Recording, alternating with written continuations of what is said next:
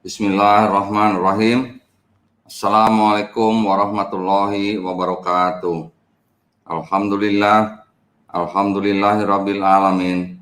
Wassalatu wassalam ala israfil anbiya'i wal mursalin wa ala alihi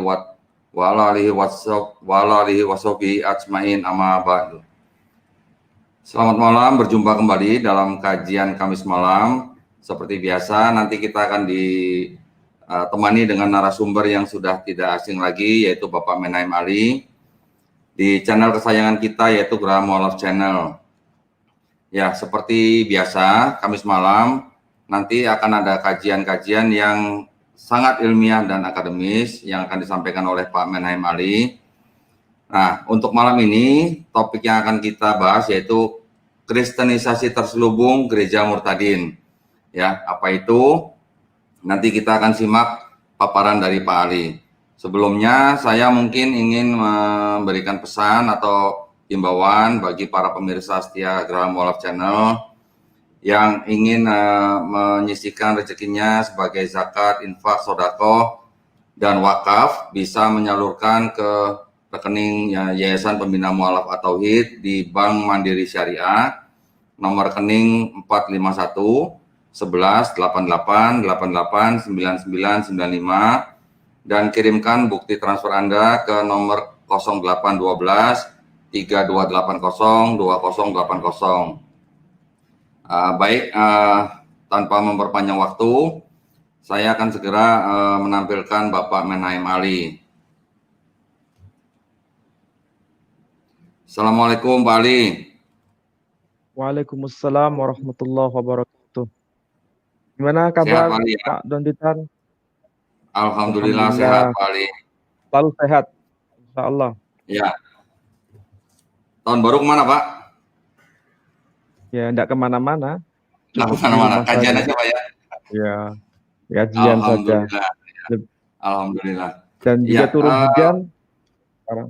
Oh iya. Pak Ali, ini kenapa nih Pak Ali? Mungkin Pak Ali bisa kasih pengantar sedikit.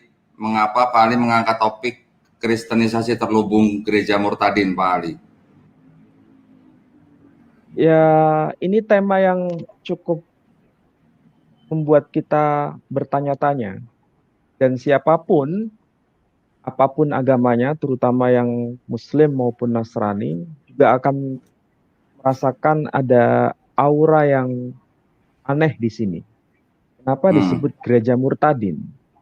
Apakah istilah ini dimunculkan dari pihak Muslim? Saya kira tidak. Karena kalau kita melihat fenomena yang muncul di dunia maya, terutama di YouTube, kita sudah menyaksikan sendiri ada seseorang, saya sebut namanya saja, dengan nama populer Saifuddin Ibrahim. Beliau secara langsung dan bahkan secara vulgar menyebutkan istilah gereja murtadin.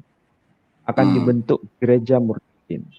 Artinya ini merupakan sebuah wacana yang tentu saja harus dibaca secara arif sebagai seorang Muslim. Kenapa muncul istilah gereja murtadin? Dan apakah istilah itu sangat tepat dalam konteks Indonesiaan kita? Apakah nanti juga berpengaruh dalam konteks studi lintas agama, bahkan kerukunan umat beragama? Dan saya kira itu sangat bernuansa tidak nyaman di kita. Maka saya berharap ini akan bisa dijelaskan dalam forum saat ini. Maka saya mengangkat tema kristenisasi terselubung gereja murtadin. Dan ada video yang bisa nanti disimak oleh semuanya. Jadi ini bukan merupakan sebuah fitnahan atau sebuah propaganda, tapi ini merupakan fakta real yang kita baca dari sisi sosiologis. Kan dari sisi konteks budaya ini amat penting bagi kita semua, mau yang Muslim ataupun yang non-Muslim. Saya kira itu Pak Dendia. Ya, Pak Ali, terima kasih Pak. Nanti kita akan simak kajian Pak Ali ya. Tapi gini Pak Ali, sebelum Pak Ali mulai nih Pak, Oh iya, saya lupa. Saya ada ketitipan salam Pak Ali dari fansnya Pak Ali ini. Dari Surabaya juga Pak. Jadi dari Surabaya nitip salam orang di Jakarta, balik lagi ke Surabaya gitu. Dari Iya, Mas iya, Wisnu iya. Pak di Surabaya Pak, titip salam buat Pak Ali Pak. Tiap Kamis Oh, malam iya, iya. bagian kita gitu Pak ya. Pak Ali, mohon maaf sebelum Pak Ali mulai materi utama pada malam hari ini. 2 minggu lalu kita ada kajian yang berjudul Natal Isa Al-Masih Perspektif Quran gitu ya Pak Ali, masih ingat ya?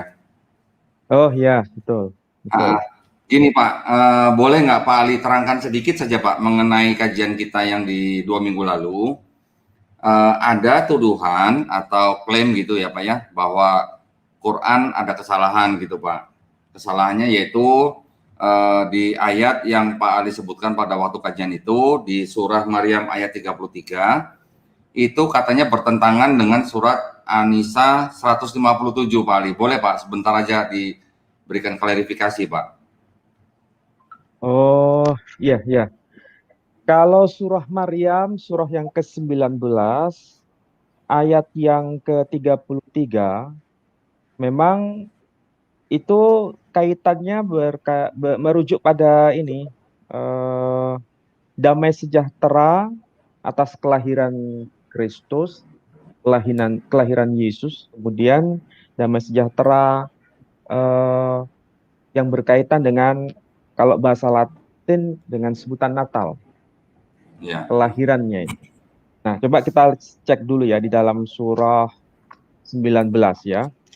Surah ya, 19 ayat 33 itu kita bisa konfirmasi kesamaan redaksinya dengan Maryam surah ke-19 ayat yang ke-15. Kita mulai dari ya, yang ke-33 dulu. Ayat yang ya, ke-33 itu dikatakan, wassalamu alayya yauma wulidtu wa yauma amutu wa yauma ub'atsu hayya. Wassalamu, dan damai sejahtera, alayya, atasku, yauma wulidtu, pada hari aku telah dilahirkan. Wa yauma amutu, dan pada hari aku akan mati. Wa yauma ub'atsu hayya, dan pada hari aku dibangkitkan hidup kembali. Ini redaksi Quran merujuk pada figur Isa ibnu Maryam menggunakan 3 fase kata yang dipakai. hmm, Pertama kata wulitu, kedua kata amutu, ketiga kata ub'atsu. Ayat ini tidak boleh dibaca secara terpenggal-penggal dari konteks ayat-ayat sebelumnya. Karena figur yang hampir sezaman dengan beliau, yakni Yahya putra Zakaria, itu juga dijelaskan pada ayat yang ke-15 dengan pola 3 fase yang sama. Kita cek ya ayat yang ke-15. Disebutkan ya, wasalamun alaihi, dan damai sejahtera atasnya. Pada siapa ini yang dimaksud figurnya? Kepada Yahya putra Zakaria. Jadi wasalamun alaihi, dan damai sejahtera atasnya. Yauma wulida, pada hari dia dilahirkan. Wa yauma yamutu, pada hari dia akan mati. Wa yauma yub'atsu hayya, dan pada hari dia akan dibangkitkan hidup kembali. Jadi, secara redaksional, ayat ini ada kemiripan dengan ayat yang ke-33, merujuk pada 2 figur yang berbeda, tetapi hidup ya, pada zaman yang sama, yakni Yahya dan Isa ibnu Maryam. ya, Sama-sama menggunakan 3 pola, 3 fase, fase kelahiran, fase kematian, dan fase kebangkitan. Nah, masalahnya, kalau kita cermati pada ayat 15 dan ayat ke-33, kita ambil yang bagian awal dan bagian akhir. Maksudnya fase pertama dan fase yang ketiga. Fase yang pertama berkaitan dengan damai sejahtera pada saat dia telah dilahirkan. Jadi Isa telah dilahirkan, Yohanes juga telah dilahirkan, atau Yahya telah dilahirkan. Fase yang ketiga dikatakan yub'atsu hayya, merujuk pada Yahya, wa yauma yub'atsu hayya, dan pada hari dia akan dibangkitkan hidup kembali. Dan ayat yang ke-33 menyebutkan wa yauma ub'atsu hayya, dan pada hari aku akan dibangkitkan hidup kembali. Masalahnya, apakah Yahya sudah dibangkitkan dari kematian? Jawabannya belum. Apakah ayat 33 wa yauma ub'atsu hayya, dan pada hari aku akan dibangkitkan, apakah Isa ibnu Maryam sudah dibangkitkan? Belum juga. Jadi ayat ini sebetulnya tidak bisa dipisahkan, ayat 33 dengan ayat 15. Jadi kalau dipahami secara independen, lepas dari konteks ayat 15, sangat tidak sesuai dengan apa yang dimaksud oleh Quran. Jadi kebangkitannya belum terjadi. Kebangkitan Isa ibnu Maryam belum terjadi. Kebangkitan Yohanes Pembaptis atau Yahya bin Zakaria juga belum terjadi. Jadi ini cara memahami Quran yang benar. Bahkan tiga fase itu diutarakan secara redaksional yang hampir sama. Jadi sekali lagi, ayat 33 surah Maryam, surah yang ke-19, ini mengkonfirmasi keberadaan tiga fase dari Isa ibnu Maryam. Kemudian kalau kita bandingkan dengan ayat yang termaktub dalam surah An-Nisa, surah yang keempat, ayat 157. Coba kita cek 157. Iya. Ayatnya berbunyi, wa qaulihim inna qatalnal masiha Isa bin Maryam. Wa qaulihim, dan sesuai dengan pernyataan mereka. Ini bukan qaul pribadi. Ini bukan pernyataan pribadi. Ini bukan pernyataan subjektif seseorang, tapi ini merupakan pernyataan atau aklamasi secara komunal. Jadi ini pernyataan secara komunal. Pernyataan secara komunal ini kemudian menjadi sebuah keyakinan kolektif. Dan keyakinan kolektif ini terdokumentasi dalam satu kitab yang disebut kitab Talmud Bavli.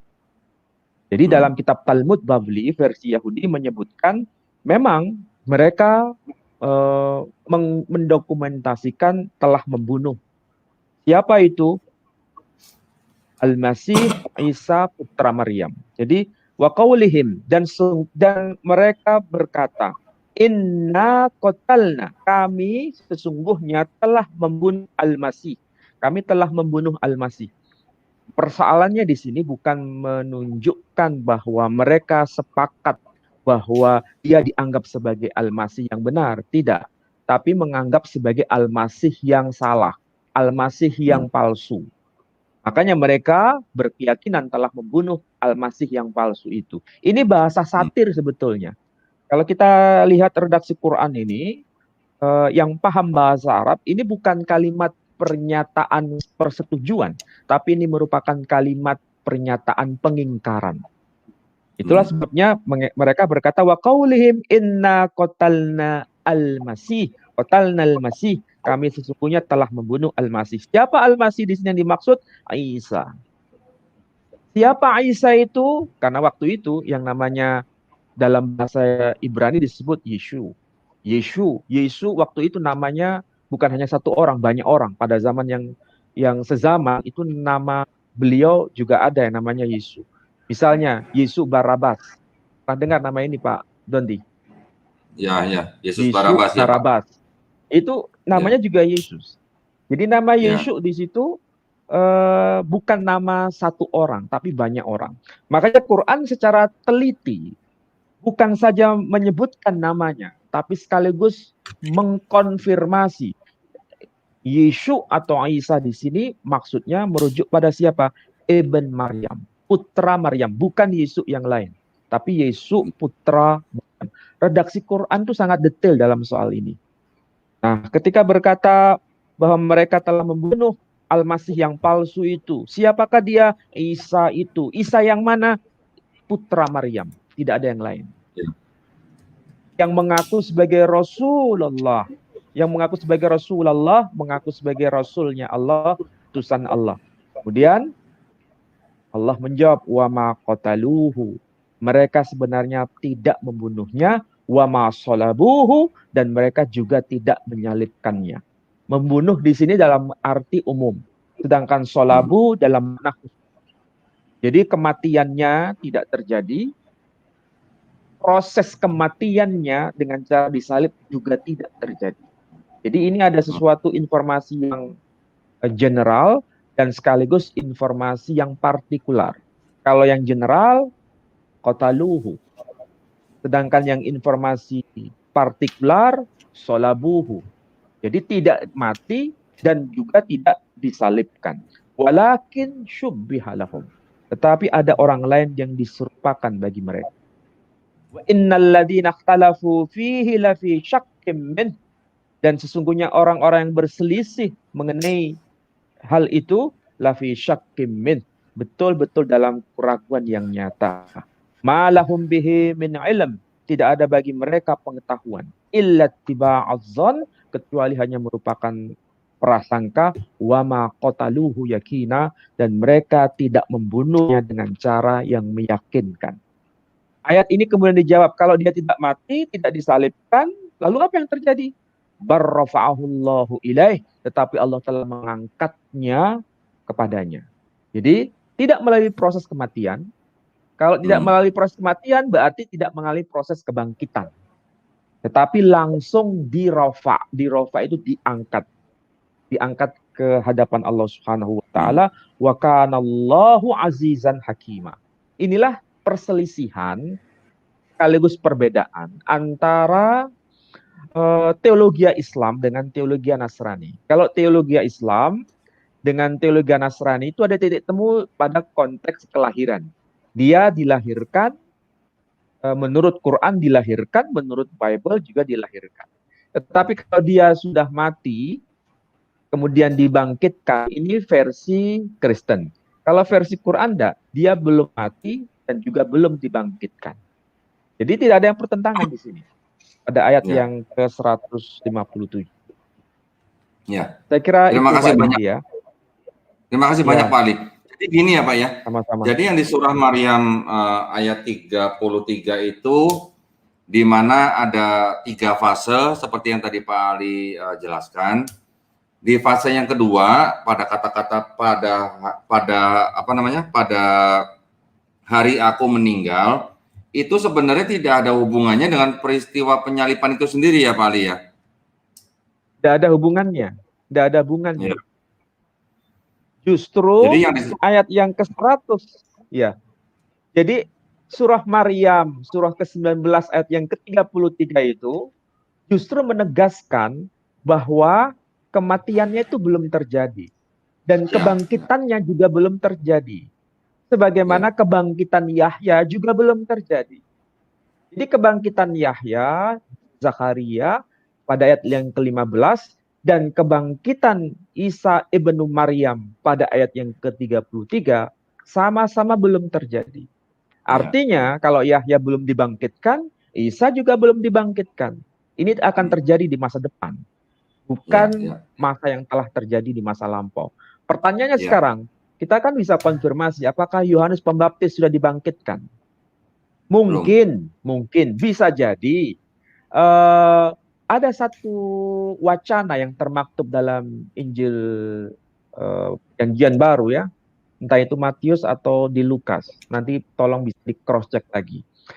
Ketika Isa ibnu Maryam atau Yesus Kristus itu melakukan apa istilahnya pembelajaran kepada para muridnya, pekabaran Injil, maka orang-orang yang merupakan murid-murid Yohanes Pembaptis atau orang-orang Yahudi waktu itu, ini barangkali Yeremia. Oh bukan, ini adalah Yohanes Pembaptis. Oh bukan, sampai menyebutkan nabi-nabi yang lain.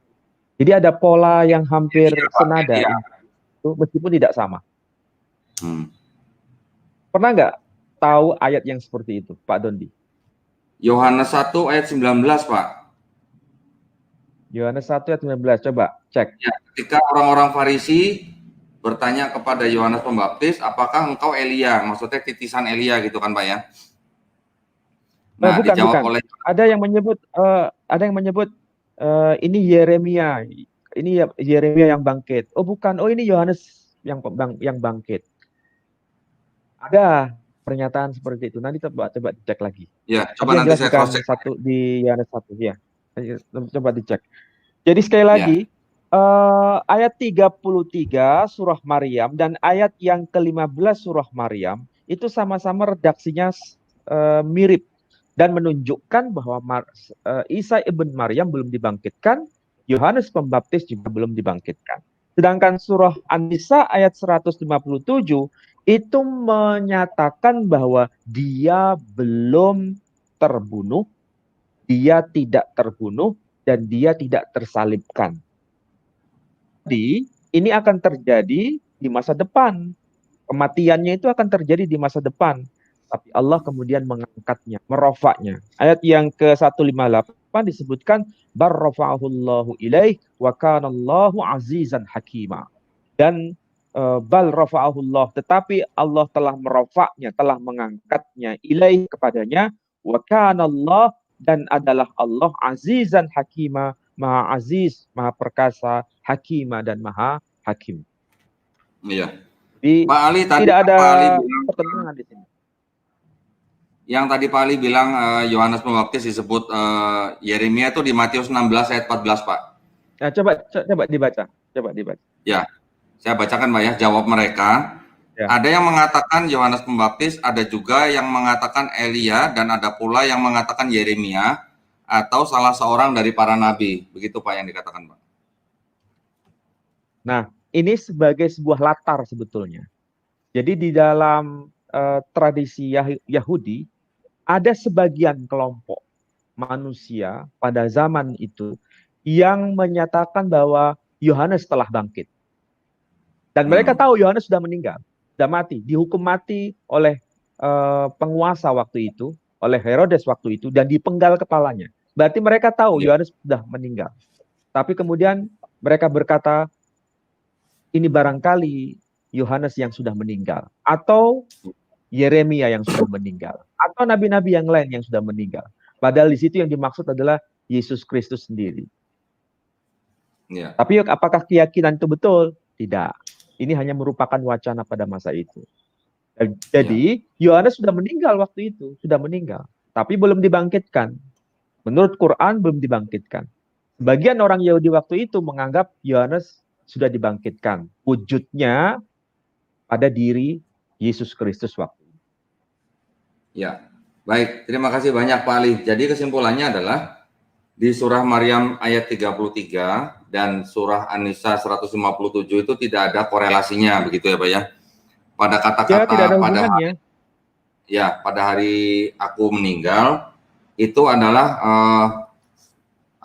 kejadian yang akan terjadi di masa depan gitu Pak ya. Tidak ada hubungannya dengan tuduhan bahwa atau pernyataan bahwa mereka tidak membunuhnya dan juga tidak menyalibnya, begitu ya Pak Ali ya. Iya. Baik, terima kasih banyak Pak nih. Waduh, mohon maaf Pak, sampai 20 menit lebih ini. Baik, kalau begitu kita bisa lanjut lagi Pak dengan materi utama malam ini mengenai kristenisasi terselubung gereja murtadin Pak. Silakan Pak Ali, bisa dimulai Pak. Ya, baik saudara-saudara. Sebagaimana pengantar awal yang tadi saya sampaikan, ini bukan merupakan sebuah wacana yang dilontarkan oleh pihak Muslim, tapi memang sudah digagas oleh Saifuddin Ibrahim sendiri dengan sebutan gereja murtadin. Bahkan Junaidi Salat pun juga memberikan informasi kepada kita melalui dunia maya dengan cara keagamaan yang disebut Natal Rahmatan lil Alamin. Judulnya menarik itu, Natal Rahmatan lil Alamin. Saya kira semua pasti paham apa maksudnya Natal Rahmatan lil Alamin. Kalau yang kita dengar selama ini itu sebetulnya merupakan wacana Islam.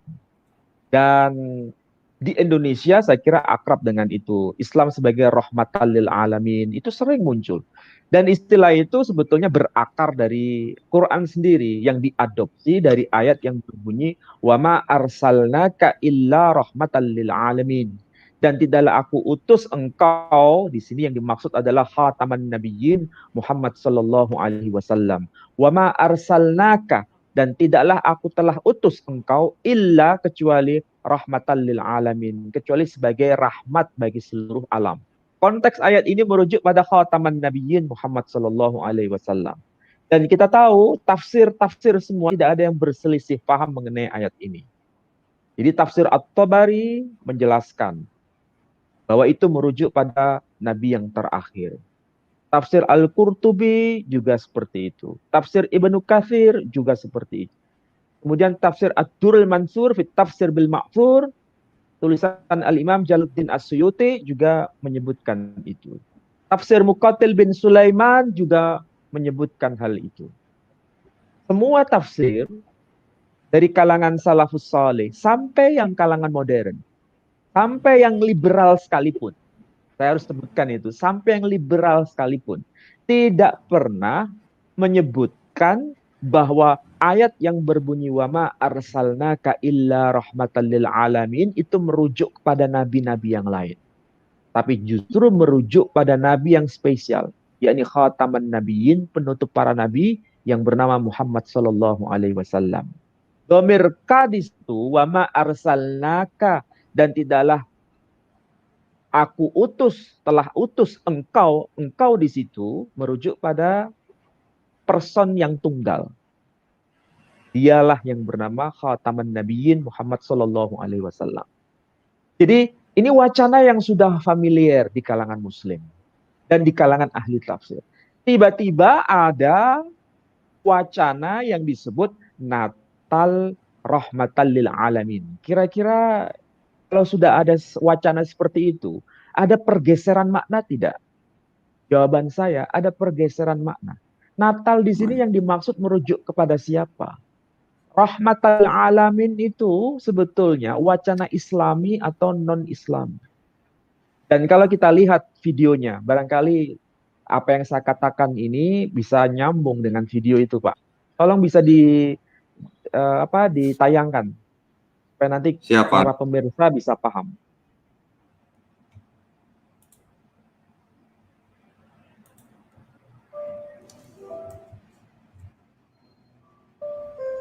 قالت أنى يكون لي غلام ولم يمسسني بصر ولم أك بغيا. Dia, Maryam, berkata, bagaimana mungkin aku mempunyai anak laki-laki, padahal tidak pernah ada orang laki-laki yang menyentuhku, dan aku bukan seorang penzina. Qala kadzalik qala rabbuki huwa alayya hayyin walinaj'alahu ayatan lin-nasi wa rahmatan minna wa kana amran maqdiya.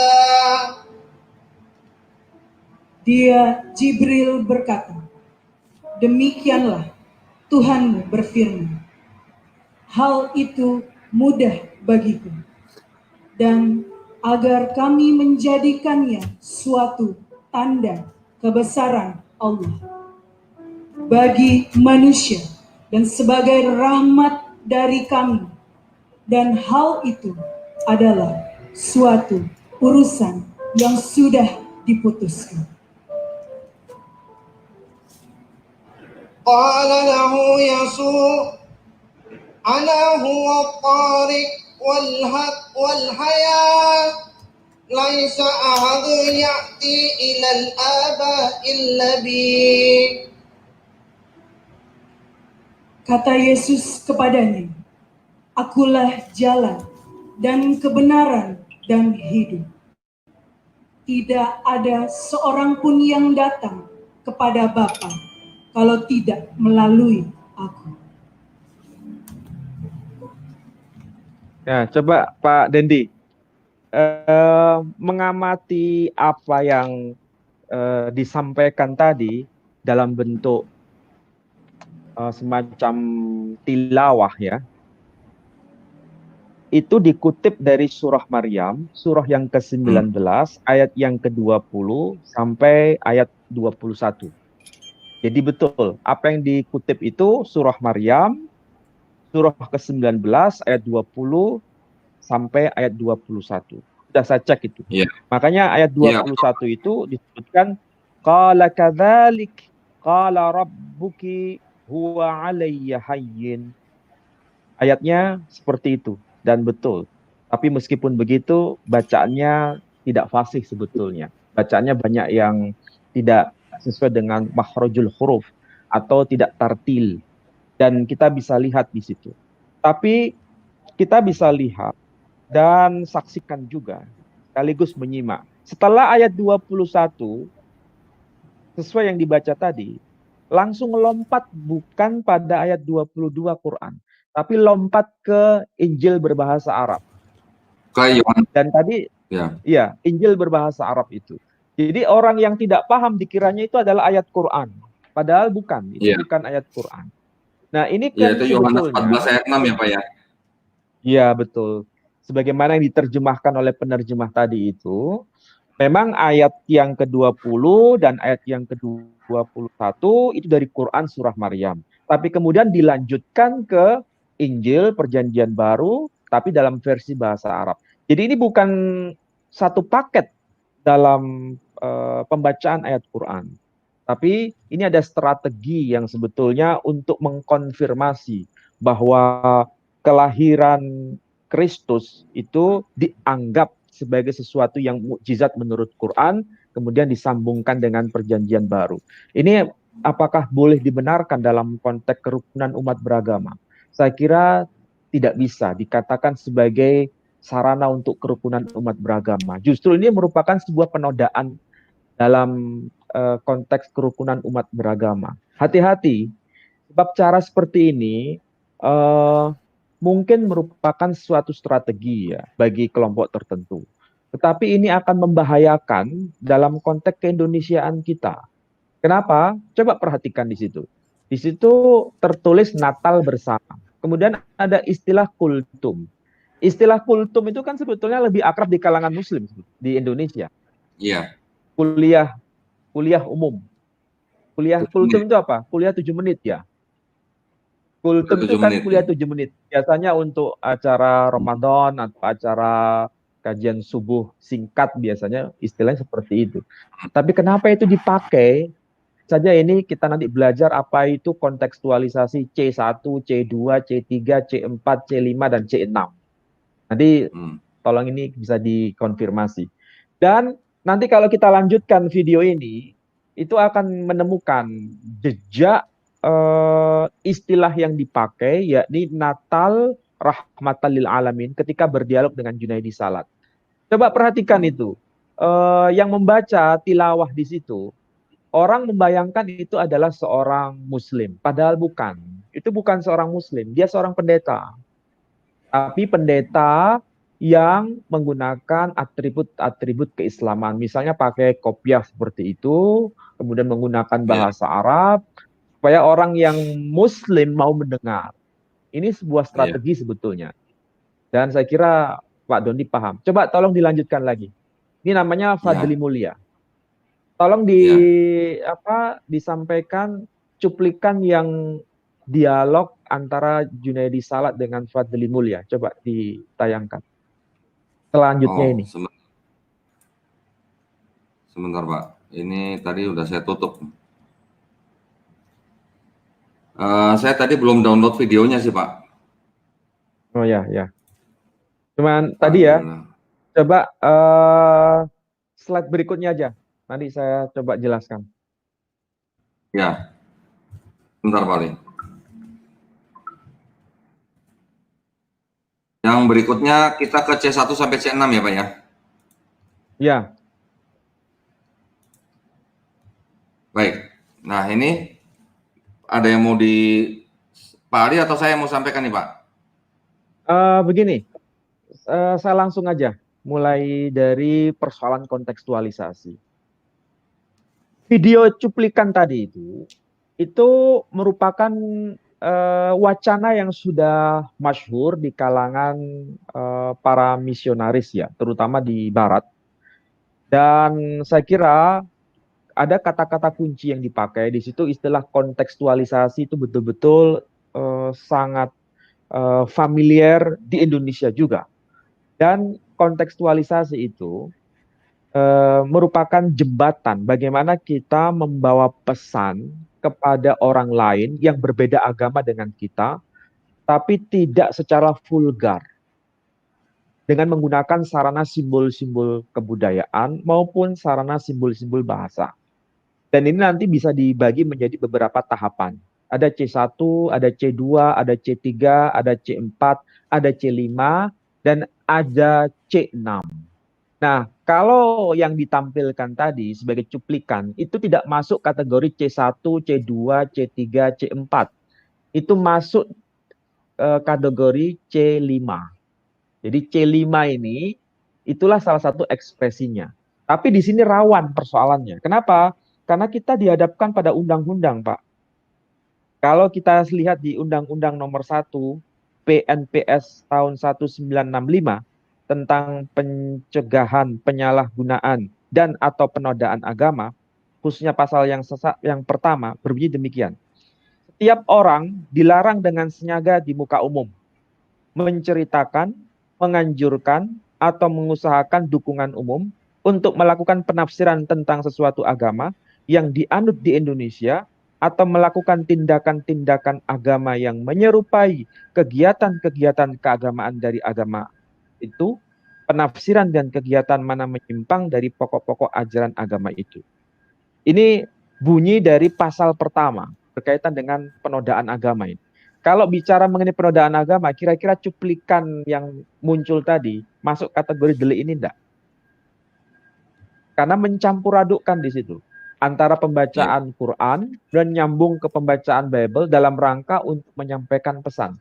Dan itu menggunakan simbol-simbol Islam di situ yang dipakai.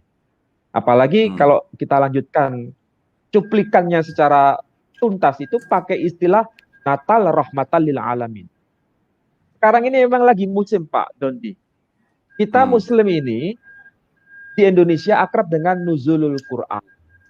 Akrab dengan istilahnya selain nuzulul Quran itu ada istilah pesantren Islam.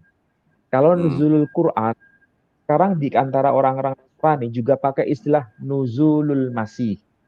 Kalau kita nuzulul Quran, mereka pakai istilah nuzulul masih. Kita ada ahlus sunnah wal jamaah, mereka pakai istilah ahlus sunnah, ahlul kanisah wal jamaah. Ini sesuatu yang menarik di Indonesia.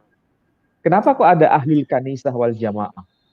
Padahal itu kan tidak pernah ada dalam dokumen kekristenan. Tapi di Indonesia kok bisa muncul istilah ahlul kanisah wal jamaah. Kira-kira Pak Dondi paham nggak dengan istilah itu? Kalau ahlus sunnah wal jamaah paham, itu idiom versi Islam. Tapi kalau ahlul kanisah wal jamaah itu nggak pernah ada dalam dokumen Kristen. Adanya di Indonesia, itu kontekstualisasi sebetulnya. Ahlul kanisah. Kanisah itu kan gereja. Wal jamaah. Jamaah. Ini aneh, sesuatu istilah yang aneh. Jadi nuzulul Quran, kemudian ada produk baru menjadi nuzulul masih. Kemudian ada lagi Lailatul Qadar, mereka ada istilah Lailatul Qudus.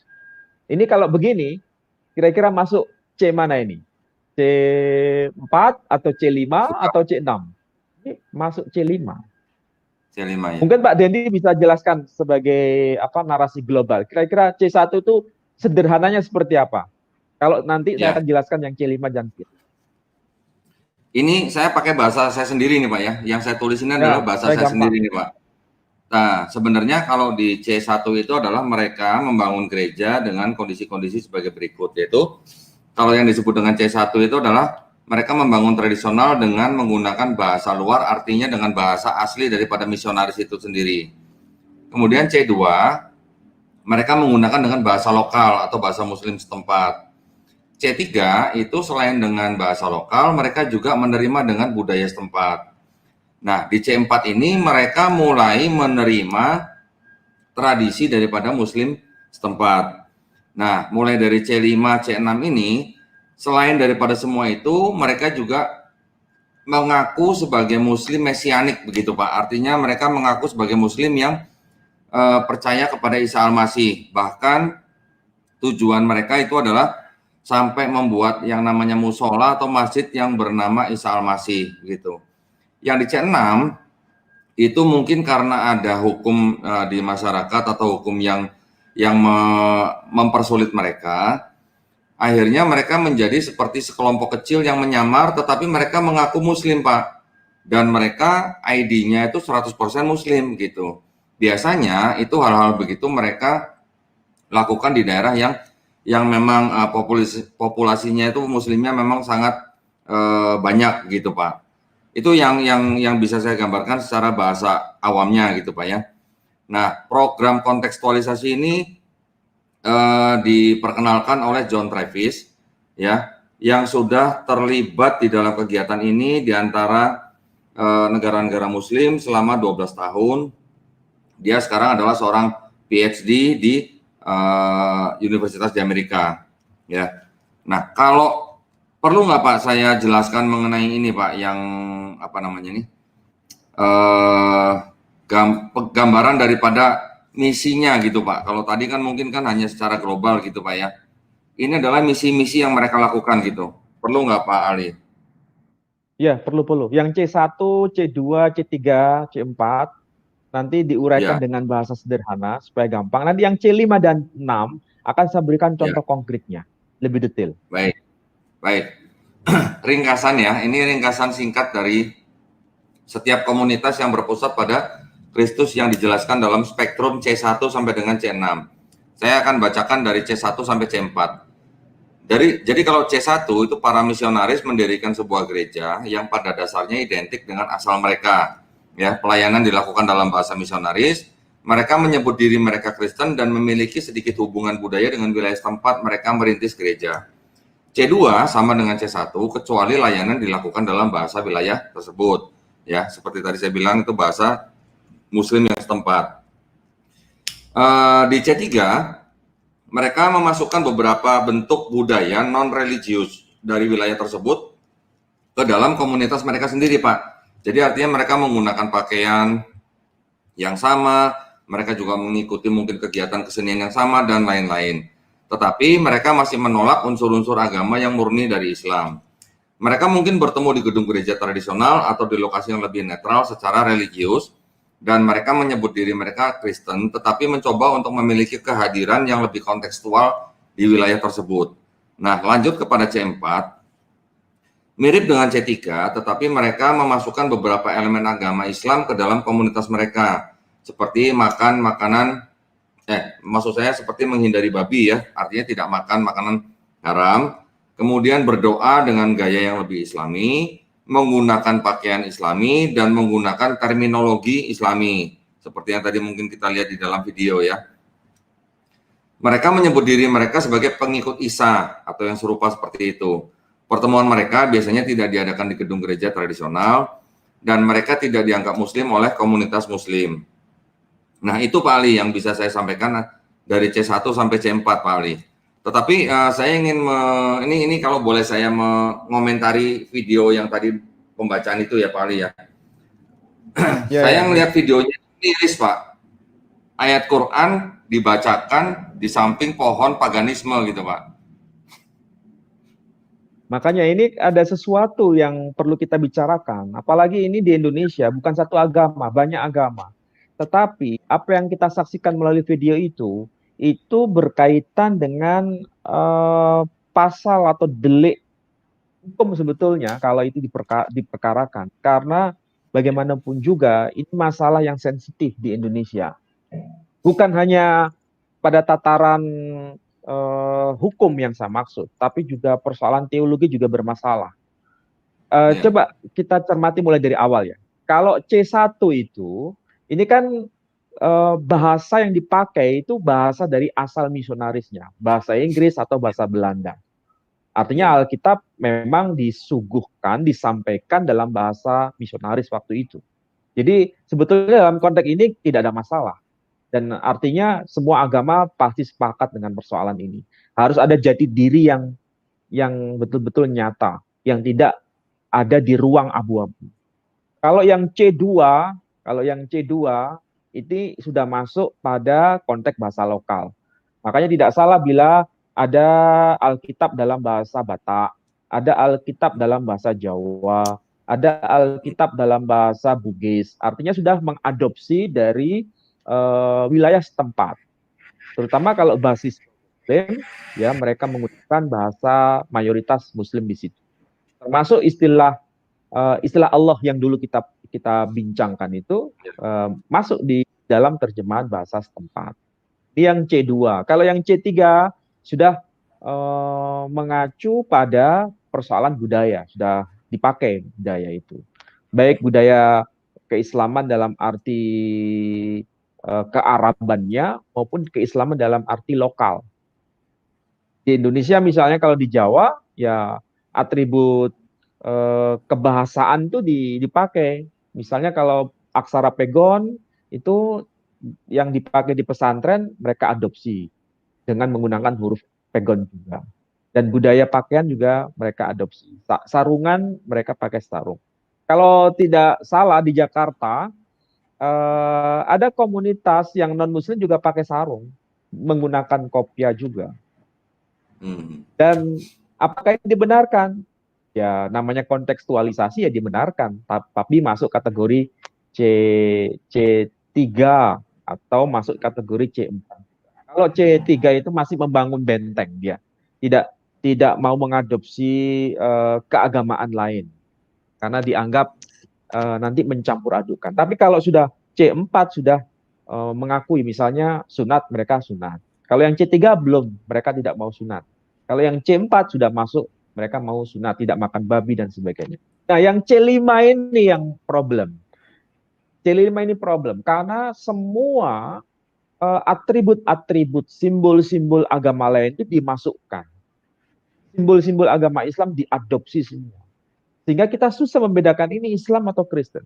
Kalau kita lihat video tadi itu masuk kategori mana? Masuk kategori C5.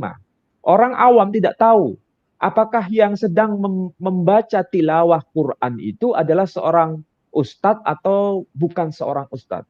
Dikiranya itu ustadz karena menggunakan peci, kemudian menggunakan bahasa Arab, mengutip dari Quran, kemudian nyambungnya ini ke ayat yang bukan Quran. Itu kalau ngerti bahasa Arab. Tapi kalau kita tidak ngerti bahasa Arab, kira-kira mereka paham bahwa itu memang dari Quran. Yang awam akan berkata itu seakan-akan Quran, padahal bukan Quran. Kecuali kalau orang yang paham bahasa Arabnya mesti tahu bahwa itu adalah bukan Quran.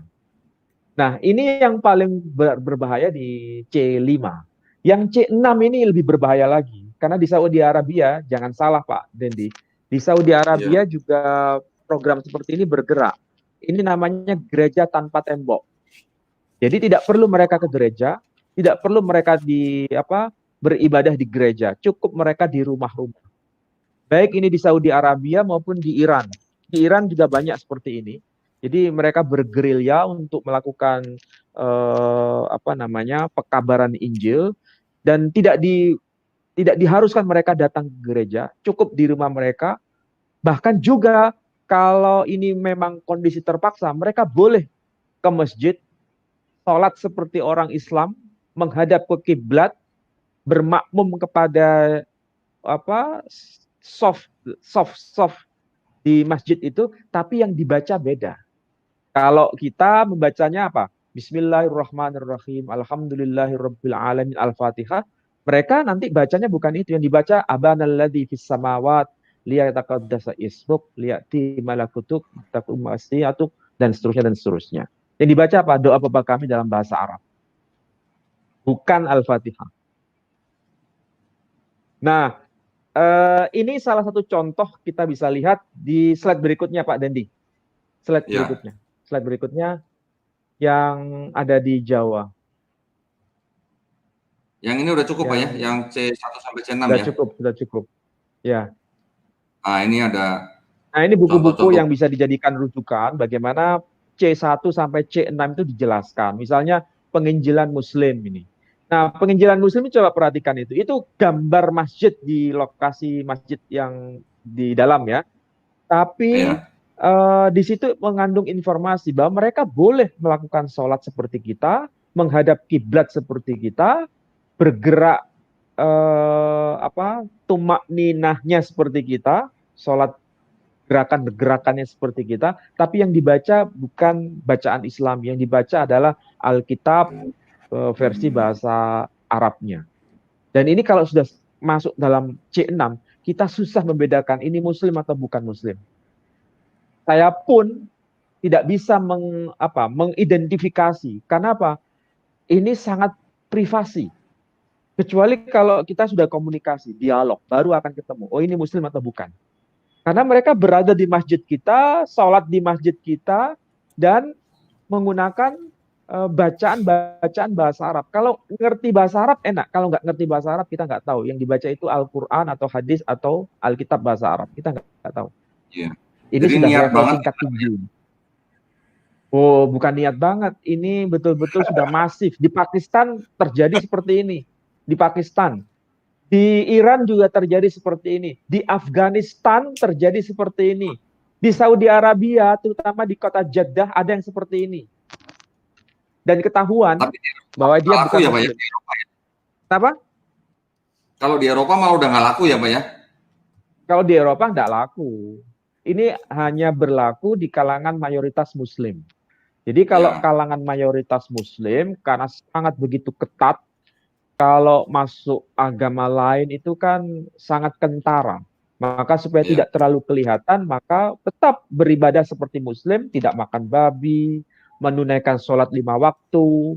Tetapi yang dibaca bukan bacaan sebagaimana yang kita baca. Ya, saya contohkan tadi misalnya Al-Fatihah diganti dengan Abana, Bapa kami. Jadi doa Bapa kami dalam versi bahasa Arab itu yang dibaca. Nah, kalau sudah seperti ini masuk delik hukum enggak kalau dalam konteks bahasa Indonesia? Dalam konteks negara Indonesia? Masuk delik hukum. C6 ini sangat sangat berbahaya dan ini sangat tidak ditoleransi. Tapi apakah ini bergerak dan terjadi? Iya, bergerak dan terjadi.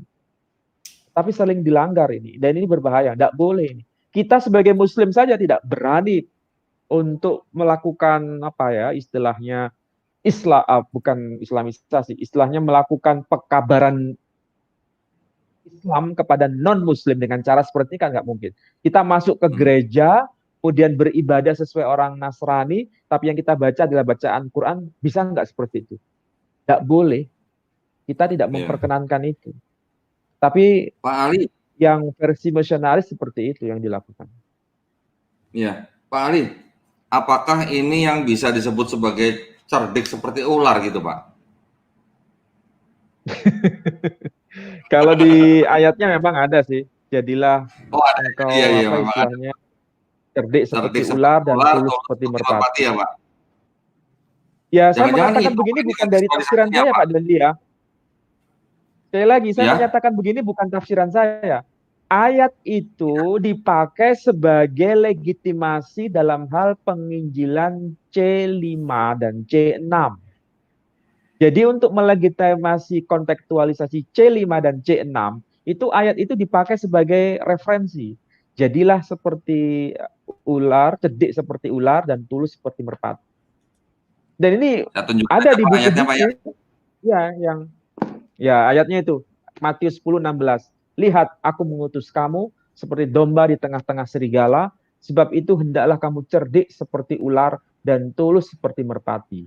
Jadi kita ini dianggap sebagai segerombolan serigala dan boleh dikatakan sebagai sasaran tembak, sasaran ataupun objek untuk pekabaran Injil sebetulnya di sini. Nah, perlu namanya kelengkapan cerdik seperti ular dan tulus seperti merpati. Wujud konkretnya apa? Wujud konkretnya adalah dengan cara menggunakan kontekstualisasi C5 dan C6. Kalau Ya. C6 itu sudah nggak bisa kita mengidentifikasi secara jelas. Sangat-sangat sulit. Kecuali kalau kita diskusi, kita berargumen, kalau argumentasinya itu justru berpihak pada keilahian Kristus, maka kita bisa tahu bahwa dia masuk kategori C6. Tapi Ya. kalau dia meskipun dia mengaku Muslim, oh iya saya Muslim, mengaku Muslim. Ini heran juga ya, mengaku Muslim Iya. tapi tidak beriman kepada Muhammad Shallallahu Alaihi Wasallam sebagai nabi, tapi mengakui sebagai Kristus sebagai firman Allah dan Allah yang menjadi manusia. Ya. Nah, coba Biasanya Pak, tampilkan yang di Jawa itu Pak Dendi. Ya gimana? biasanya nanti di gereja mereka atau yang mereka sebut apa? Biasanya gereja Isa Al-Masih itu nanti mereka yang tampilkan ini Pak. Oh iya betul, itu masuk kategori C5. Ini sudah upaya C5. C5 ini. Nah, Bahkan Pak Doni kan sudah tahu itu terbitan Lembaga Alkitab Indonesia ya. Tetapi ya. kalau Lembaga Alkitab Indonesia di Jakarta menerbitkan Alkitab berbahasa Arab dan Indonesia, dwibahasa, kira-kira sasaran tembaknya itu kepada siapa? Apakah untuk orang-orang Arab yang tinggal di Indonesia, orang-orang Kristen Arab yang tinggal di Indonesia, atau untuk orang Nasrani yang tinggal di Indonesia, asli pribumi Nasrani yang tinggal di Indonesia, atau untuk umat Islam di Indonesia? Kira-kira sasaran tembaknya di mana itu? Kalau dikatakan untuk umat Kristen yang berlatar belakang bahasa Arab atau bangsa Arab, jumlahnya berapa persen di Indonesia? Paling banter hanya para pegawai kedutaan Mesir, kedutaan Lebanon, atau kedutaan Irak, dan lain sebagainya. Hanya segelintir orang. Tidak mungkin itu difungsikan untuk mereka, digunakan untuk mereka. Karena mereka sendiri juga menggunakan Alkitabul Muqaddas bahasa Arab. Tetapi kan itu hanya bahasa Arab saja. Tapi LAI menerbitkan Indonesia Arab. Juga tidak mungkin ditujukan kepada umat Kristen Indonesia. Karena umat Kristen Indonesia kan tidak bisa bahasa Arab. Jadi tidak mungkin untuk orang-orang Kristen di Indonesia. Yang jelas poin ketiga itu, untuk umat Islam di Indonesia. Makanya bentuk tampilannya itu kan seperti Quran. Ada Arabnya, ada terjemahan Indonesianya. Padahal kalau LAI menerbitkan itu terjemahan Arab dan terjemahan Indonesia. Secara visual kelihatan seperti Quran. Ini masuk kategori C mana? Ini C5. Sudah masuk C5. Tetapi kalau dilihat dari kontennya, ini menarik Pak Dendi. Kontennya ya. Coba ambil contoh kasus. Lihat yang 1 Korintus pasal 8 ayat 4. Ya, 1 ini Korintus Pak. pasal 8 ayat 4. Nah, ini terbitan Lembaga Alkitab Indonesia ya, LAI. Iya. Kalau yang versi bahasa Indonesia seperti itu, saya nggak perlu membahasnya. Tapi saya tertarik untuk membahas yang versi bahasa Arabnya itu. Versi bahasa Arabnya ini menarik. Pada 1 Korintus pasal 8 ayat keempat.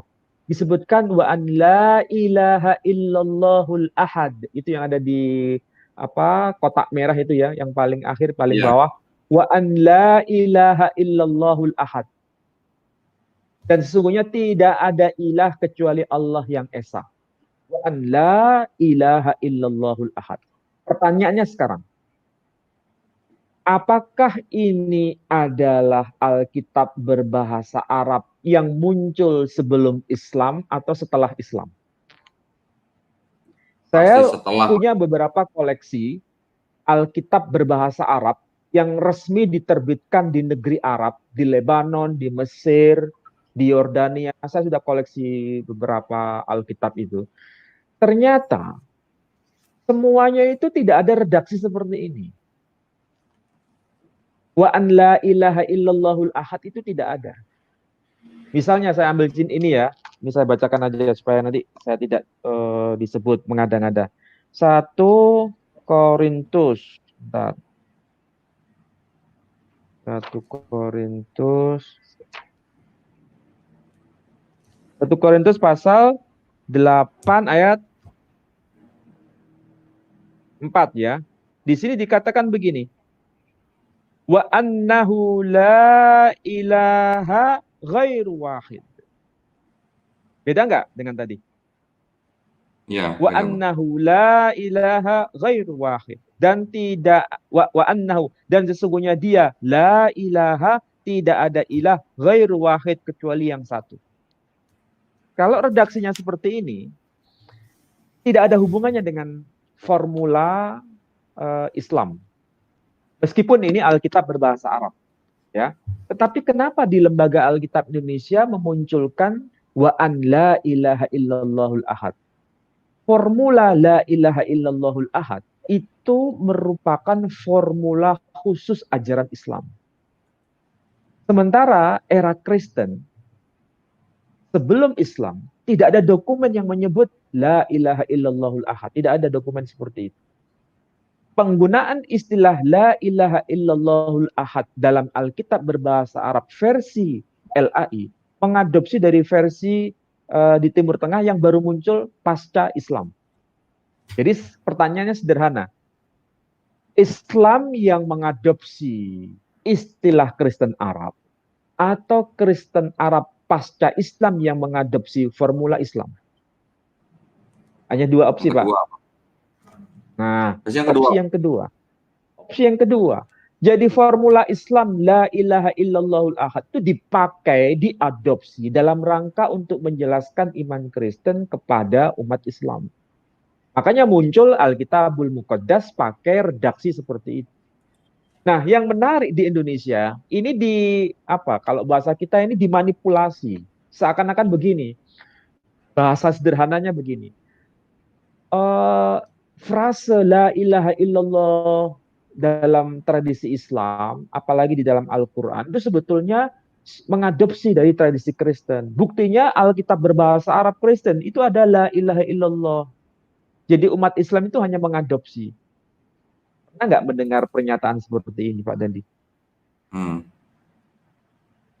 Jadi sesuatu yang sebetulnya Islam yang memberikan formula la ilaha illallahul ahad, kemudian malah disebut sebagai Islam yang mengadopsi formula Kristen Arab. Ini kan tidak jujur sebetulnya. Kalau kita lihat dari aspek kajian teks, kajian manuskripnya, formula la ilaha illallahul ahad dalam tradisi Kristen itu baru muncul setelah Islam. Bukan muncul pra-Islam. Jadi hati-hati dalam persoalan ini. Memang bahasa yang dipakai sama, formula teologisnya berbeda. Ini di kalangan Arab sudah terjadi, Pak Dedi, seperti ini. Makanya saya tunjukkan buku yang ada di slide itu, buku ini. The Arabian Mission Story in Search of Abraham's Other Son. Ya. Dan fakta yang terjadi seperti yang diterbitkan oleh LAI itu merupakan sebuah bukti bahwa ini memang betul-betul terjadi di Timur Tengah. Mereka pakai formula la ilaha illallah, formula Islam, diadopsi dalam rangka untuk menyebarkan Injil. Dan itu menggunakan formula yang sama, termaktub di 1 Korintus pasal 8 ayat keempat versi Alkitabul Muqaddas berbahasa Arab itu. Nah, yang versi di Jawa ada juga. Nah, coba tolong di slide berikutnya, Pak Dendi. Ya, Pak. Yang pakai tembang syahadat tuh, tembang syahadat. Nah, ini kita bisa baca dari karya akademis sebetulnya. Penulisnya seorang Kristen, namanya Jens Aritonang. Judul bukunya itu Sejarah Perjumpaan Kristen dan Islam di Indonesia. Beliau memberikan informasi dalam karya akademiknya itu, buku yang ditulis oleh beliau. Di Jawa waktu itu ada seorang misionaris yang bernama Cullen. Ibunya orang Jawa, bapaknya seorang Rusia Kristen. Selama dia hidup di Jawa, itu ada keprihatinan. Kenapa kekristenan itu begitu susah dipeluk oleh orang-orang Jawa yang waktu itu banyak muslimnya. Kenapa agak susah kekristenan itu masuk dalam tradisi? Ternyata ya itu tadi karena hanya cukup pada C1 dan C2. Kalau C1, C2 umat Islam akan menjaga jarak. Tahu bedanya. Ada simbol-simbol yang membedakan. Nah, ketika Kulen masuk ke tanah Jawa, dia mulai menampilkan kekristenan yang bisa akrab dengan tradisi lokal. Maka yang dimasukkan di situ ada C5. Buktinya apa? Dia menggunakan tembang syahadat. Tembang syahadat itu namanya aja tembang syahadat. Syahadat itu kan sebetulnya terminologi Islam sebetulnya. Syahadat. Kalau dalam terminologi Kristen tidak ada istilah syahadat. Qanun al-iman. Qanun al-iman di Timur Tengah itu versi Kristen. Di Islam pakai istilah syahadat. Jadi istilah yang dipakai itu kelihatan, tembang syahadat. Artinya mencoba untuk mengadopsi terminologi Islam. Yang dirapalkan sebagaimana orang berzikir. Jadi dirapalkan. Dirapalkan itu diulang-ulang ya, bacaan yang diulang-ulang. Tapi dalam bahasa Jawa dicampur bahasa Arabnya. Misalnya begini. Sun angandel Allah sawiji la ilaha illallah Yesus Kristus ya Ruhullah kang ngelangkungi kakuasanipun la ilaha illallah Yesus Kristus ya Ruhullah. Itu dibaca berulang-ulang sambil geleng kanan geleng kiri seperti orang berzikir. Nah, kalau dari kejauhan kan kita bisa lihat itu kan model tradisi Islam. Dibaca la ilaha illallah, la ilaha illallah. Tapi mereka adopsi, dicampur, ditambahkan dengan apa itu? La ilaha illallah Yesus Kristus ya Ruhullah, la ilaha illallah Yesus Kristus ya Ruhullah. Nah, kayak begitu. Ini kan sama seperti yang di video tadi kan. Mengutip ayat Quran dicampur dengan mengutip ayat Bible. Sama seperti Alkitab LAI, terbitan LAI. Disebutkan la ilaha illallahul ahad. Itu kan formula Islam. Ini terjadi betul loh di tanah Jawa waktu itu. Makanya tidak disebut gereja waktu itu. Disebut apa? Masjid Kristen. Disebutnya Masjid Kristen waktu itu. Coba bisa bayangkan zaman itu ya, namanya masjid itu kan tempat ibadah sholatnya umat Islam. Tiba-tiba ada namanya Masjid Kristen atau Masjid Isa. Kira-kira apa yang bisa kita pahami waktu itu? Makanya tidak salah bila dulu pernah kita bahas di sini juga di edisi 3 minggu yang lalu atau 4 minggu yang lalu. Ketika saya tunjukkan ada Alkitab Perjanjian Baru yang diterjemahkan oleh Klinkert waktu itu, bahasanya pakai ejaan Van Ophusen. Itu kalau versi yang terbaru kan istilahnya rumah ibadat. Kalau versi yang Klinkert itu disebutkan Yesus Kristus masuk ke dalam masjid. Kan ada begitu. Masih ingat Pak? Jadi Yesus Kristus masuk ke dalam masjid. Bagaimana mungkin Yesus Kristus masuk ke dalam masjid? Pada masa itu, karena yang populer istilah masjid itu tempat ibadah bagi umat Islam. Nah, ketika kekristenan masuk ke tanah Jawa, maka istilah masjid dipakai. Bukan hanya masjid, istilah Ka'bah pun juga dipakai. Nah, di tanah Jawa konsep ini disebut namanya kontekstualisasi, kategorinya C5 itu. Sudah masuk C5. Jadi kalau sudah C5 itu harus dipahami sudah mengadopsi istilah-istilah Islam yang dipakai, istilah Quran yang dipakai. Malah di Madura juga sama. Di Madura masuk kategori C5 itu kelihatan. Misalnya Alkitab dalam bahasa Arab itu, Alkitab dalam bahasa Madura tidak dipakai istilah Yesus Kristus, Pak Dendi. Misalnya Injil Matius pasal 1 ayat 1. Kalau bahasa Indonesianya gimana? Inilah daftar silsilah Yesus Kristus keturunan Daud, keturunan Abraham. Ini kalau seandainya didengar oleh orang Madura nggak akan mau dengar. Itu agama lain. Tapi versi bahasa Maduranya Alkitab itu, orang Madura kan tidak mengatakan Alkitab, Alkitab. Apa bunyinya?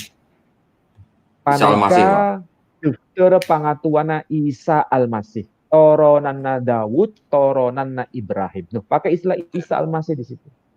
Jadi supaya gampang diterima, maka mereka menggunakan apa yang akrab di wilayah tersebut. Ini masuk kategori kontekstualisasi C5. Makanya Iya. kalau kita belajar C1 sampai C6 itu gampang mengidentifikasinya. Masuk C1 ini pakai bahasa asing, belum masuk bahasa tradisi Islam, belum. Tapi kalau C2 sudah masuk bahasa lokalnya. C3 Iya.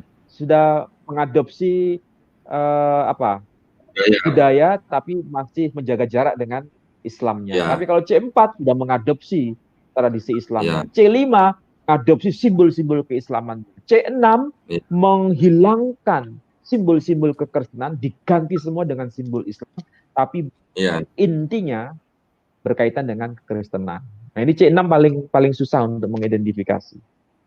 Kira-kira penjelasan saya bisa dipahami, Pak Dendia? Ya Pak, sangat jelas dan gamblang nih Pak. Makanya gimana ya? Sebenarnya motivasinya apa ya Pak ya? Ini kan memang agama misi ya Pak ya. Jadi agama misi itu yang dicari apa gitu? Apa perpuluhan gitu Pak yang dicari ya Pak ya? Kalau Islam sebetulnya agama misi juga, bahkan Hindu agama misi juga. Hindu itu agama misi, Kristen agama misi, Islam agama misi. Tapi yang saya tahu Hindu dan Islam itu masih bisa masih bisa menjaga marwah. Ya. Identitas kehinduannya tidak hilang. Begitu juga identitas keislaman tidak hilang. Coba bayangkan, misalnya kita mau menyampaikan Islam kepada non-Muslim, kita kan tidak boleh menghilangkan jati diri keislaman kita, kan tidak boleh. Sampai itu menyamar-menyamar ajaran yang ya, sudah fix. Tidak boleh menyamar-menyamar, tidak boleh. Tapi kalau kekristenan mengambil sikap yang berbeda, bahkan mengaku sebagai Muslim, bahkan sholat seperti Muslim, menghadap kiblat seperti Muslim, berpuasa seperti Muslim, bahkan berhaji pun bisa seperti Muslim, seperti Snok Hurhonye. Snok Hurhonye itu sampai pada level C6. Oh iya. Pernah dengar nama Hurhonye?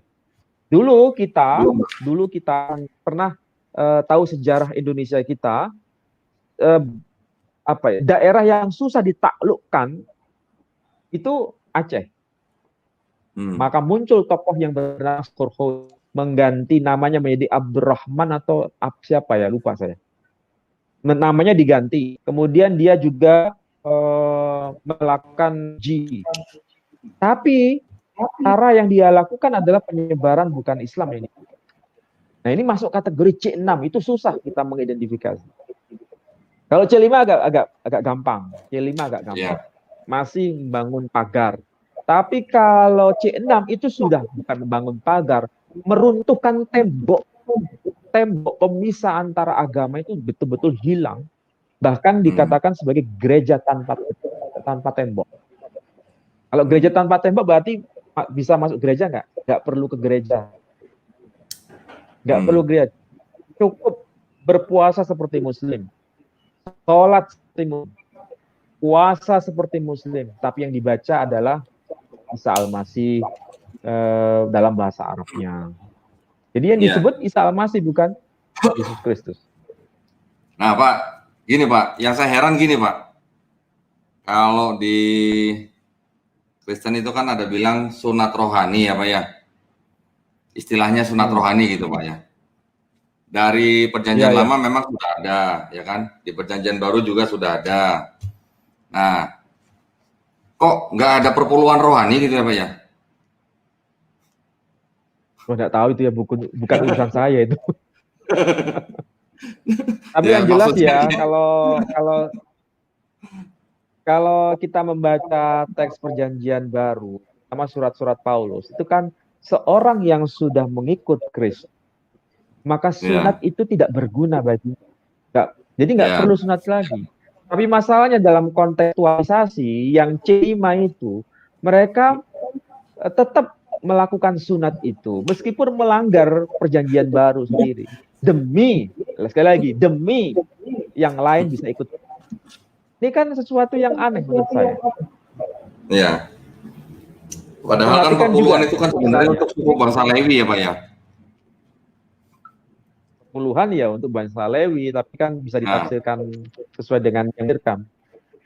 Saya nggak boleh menghakimi lah, itu bukan urusan saya masalahnya. Iya. Tapi Iya, kalau sudah enggak, saya cuma menyangkut lucu aja gitu, Pak. menyangkut Iya. Tapi kalau sudah menyangkut mengenai marwah umat Islam di Indonesia, saya harus bicara.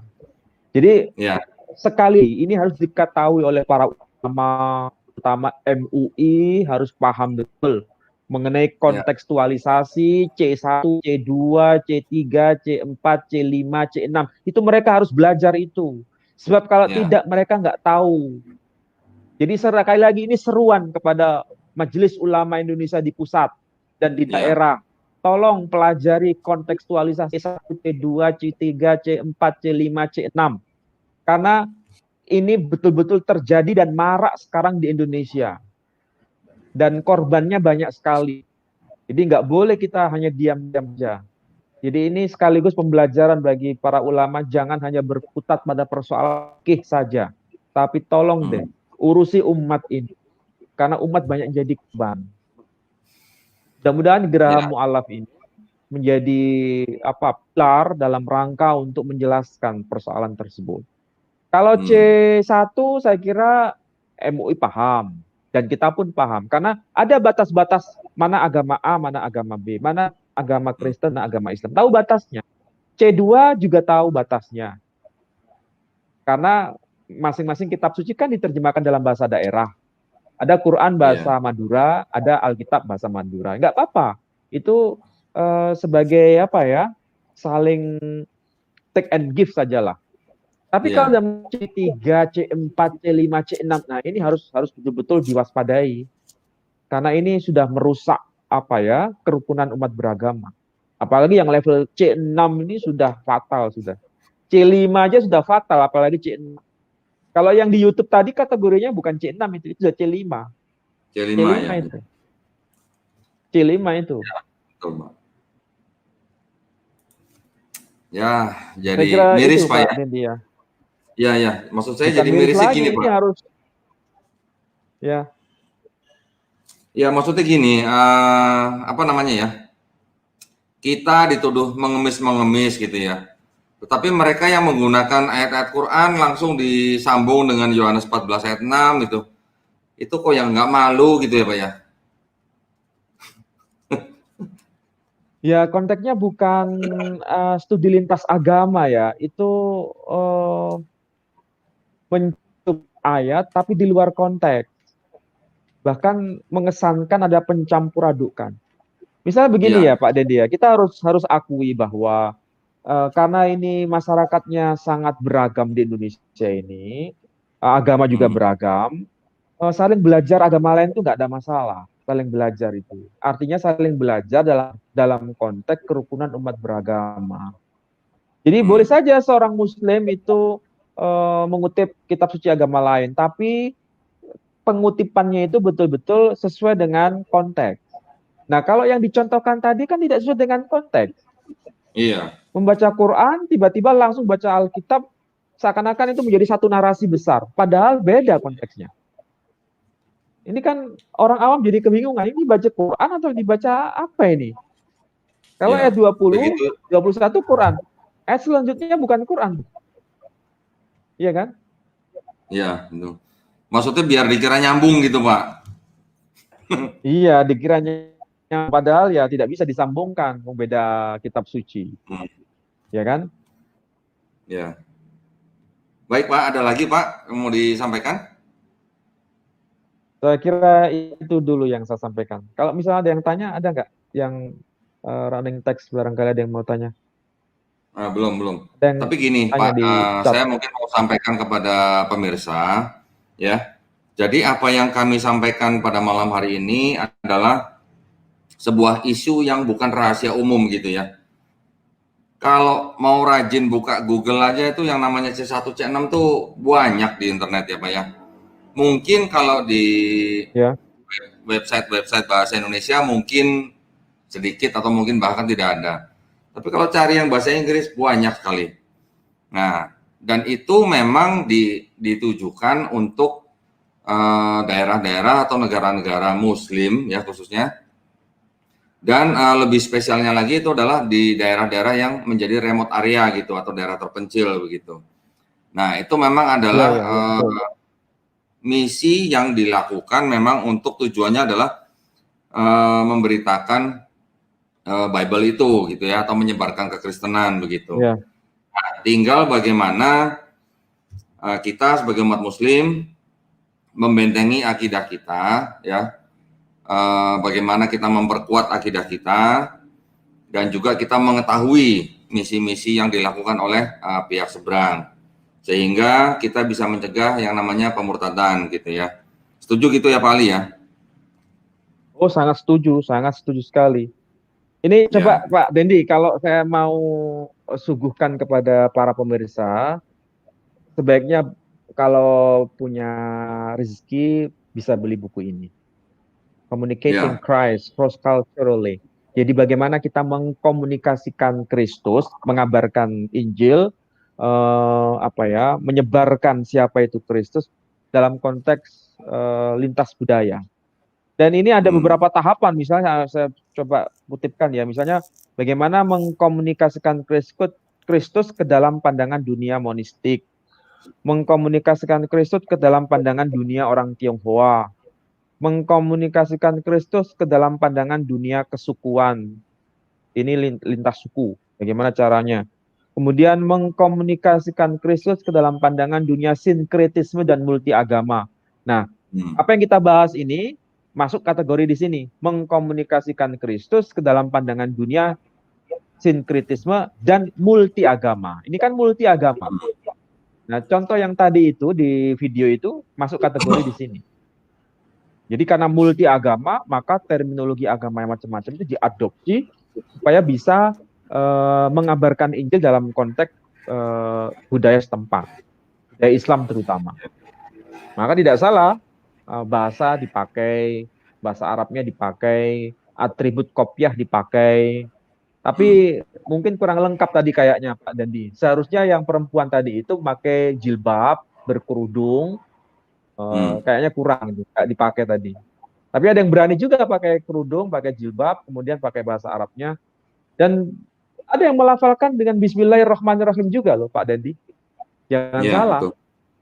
Ya betul Pak. Betul Pak. Jadi sekali lagi itu memang problem ya di Indonesia emang. Bagaimana kita harus mencermati itu semua. Makanya saya berharap kita harus saling belajar ya. Kalau tidak saling belajar, kita tidak tahu persoalan seperti ini. Saya tidak tahu kenapa ya video seperti itu, komentarnya datar-datar saja. Seakan-akan tidak ada masalah. Padahal itu banyak sesuatu yang bisa kita pelajari dalam konteks studi kontekstualisasi. Memang masyarakat kita perlu belajar ya. Perlu belajar. Saya kira itu Pak Dendi ya. Gak ada yang ditanyakan? Belum ada Pak. Belum ada. Belum ada. Ngomong-ngomong Pak Ali bisa bahasa Jerman Pak?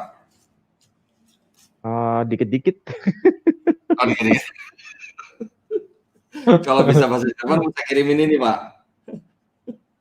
Oh itu. The Gute Nachricht.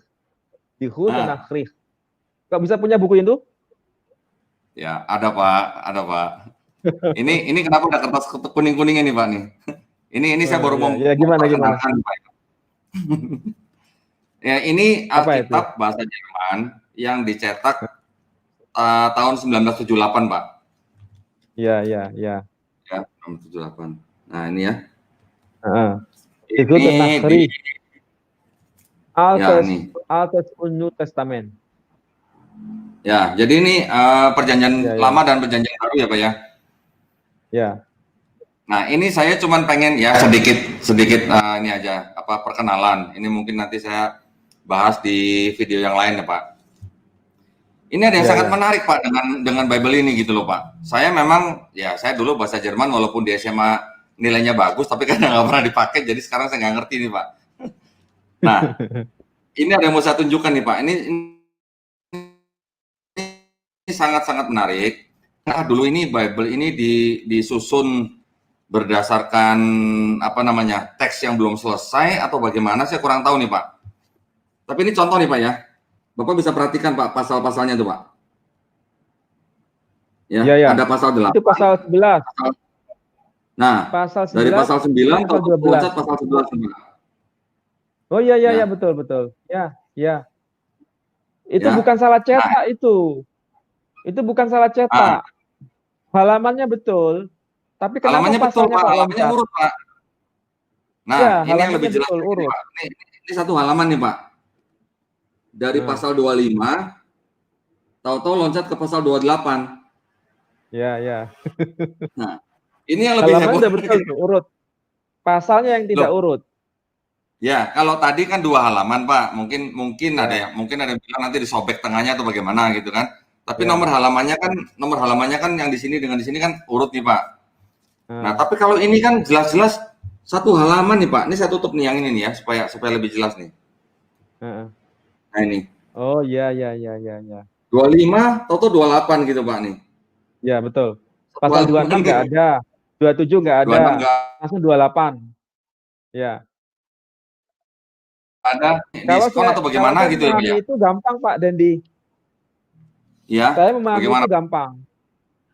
Tidak dimunculkannya pasal berikutnya sekaligus ayat-ayatnya kan dipandang itu bukan ayat yang valid.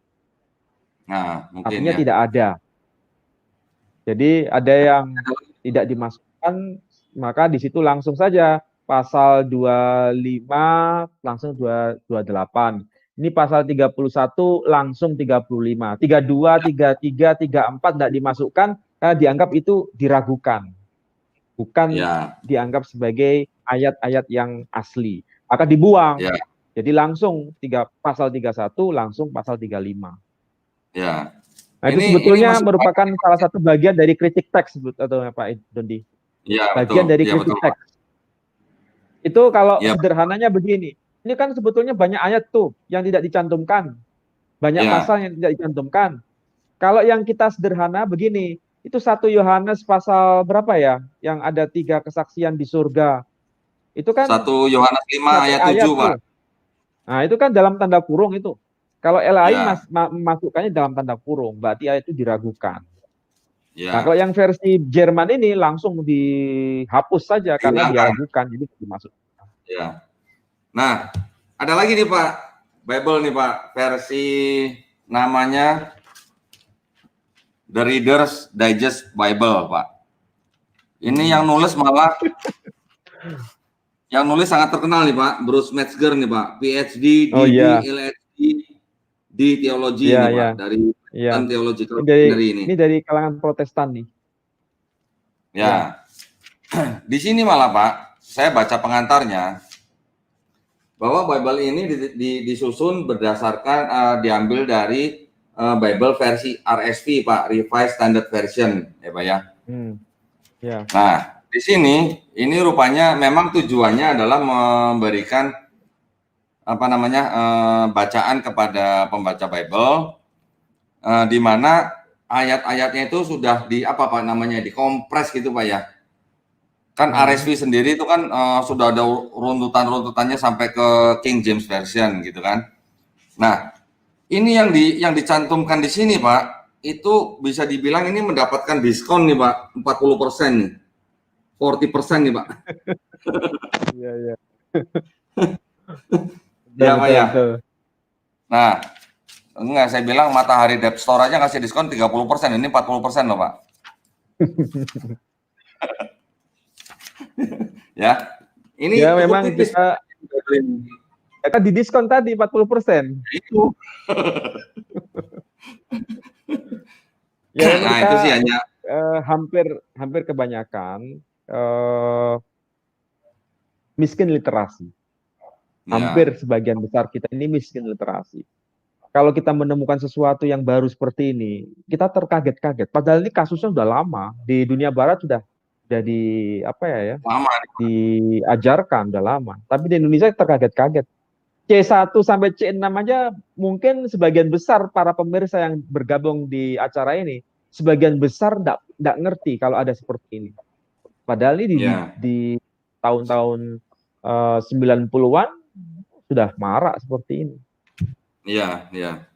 Dan sekali lagi Pak Dendi, ini catatan yang ya. paling asik baca C1, ini nih Pak. C2, apa itu? Oh, kitab suci Katolik. Nah, ini yang dari anu Nah, di apa? Kekristenan Katolik di Indonesia. Ya, kenapa? kalau yang ini Pak, ini catatannya lengkap gitu Pak. Seperti tadi Pak Ali bilang yang 1 Yohanes 5 ayat 7, ini Hmm. dia berani bilang begini Pak. Ini Pak ya, saya kasih lihat ini contohnya nih. Yang ayat ke-7-nya nih Pak. Oh, ya, ya, ya. Karenanya bagian ini pasti tidak asli ini Pak. Iya, ya. Diberikan catatan tuh. Artinya itu bukan teks yang betul-betul tercantum pada teks originalnya. Jadi Ya, bukan ya, ya, sesuatu yang dianggap wahyu. ya. Ya sama Nah, seperti yang versi bahasa Jerman tadi itu, langsung dihapus karena dianggap ya, meragukan. ya itu aja Pak yang apa namanya mau saya perkenalkan. Ya ini sih sebenarnya semuanya buku-buku lama sih Pak ya sebenarnya ya. Tetapi kan apa namanya tidak semua orang tahu gitu kan Pak isi Bible yang dengan berbagai versinya gitu kan ya. Ini hanya Itu buku sebagai lama, ya ini hanya itu sebagai buku lama pengetahuan tapi tambahan berharga Pak. itu. Ya Ya, betul. Ya saya kira itu aja Pak Ali. ini Mungkin ada yang menyadarkan mau kita ditambahkan? semua. Ya, saya kira itu barangkali yang bisa saya sampaikan. Mungkin bisa Cukup ya Pak ya. bisa diakhiri. Baik, saya ucapkan banyak terima kasih buat Pak Menahem Ali atas paparannya hari ini. Sungguh sangat membuka wawasan ya bagi kita para muslim.